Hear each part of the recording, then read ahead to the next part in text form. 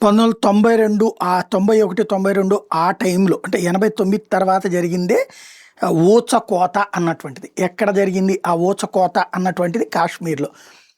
స్వతంత్రం వచ్చిన తర్వాత జరిగిన అతిపెద్ద ఊచకోత దాదాపు 30-40 వేల మంది కాశ్మీరీ పండిట్లు ప్రాణాలు కోల్పోవడం గానీ, ఆ ప్రాంతం విడిచేసి లక్షల మంది బయటకొచ్చేయడం గానీ జరిగినటువంటి సందర్భం.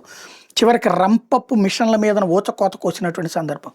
బట్ ఆనాటి హోంమంత్రి అవతల వాళ్ళకి సహకరించినటువంటి దౌర్భాగ్యకరమైనటువంటి పరిస్థితి. కాశ్మీర్ పండిట్లకి ఆ తర్వాత ఎవరు ఆదుకున్న పాపాన పోలేదు. అంతకుముందు వచ్చేటప్పటికి పాత బ్లాక్ అండ్ వైట్ సినిమాల్లో గానీ, లేకపోతే పాత కలర్ సినిమాల్లో గానీ, కాశ్మీర్‌లో ఉన్నటువంటి బోట్లు నడిచేటటువంటి సరస్సులలో, కాశ్మీర్ లేక్స్‌లో లోటస్‌లు, తామర పువ్వులు చక్కగా కనిపిస్తుండే. ఆ విజువల్స్ అద్భుతంగా ఉండే.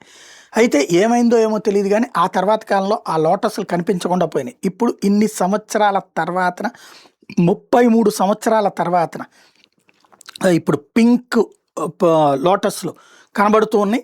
దాదాపు 3 దశాబ్దాల తర్వాతన ఇది ప్రకృతి పరంగా వచ్చినటువంటి పెద్ద మార్పు అని చెప్తున్నారు.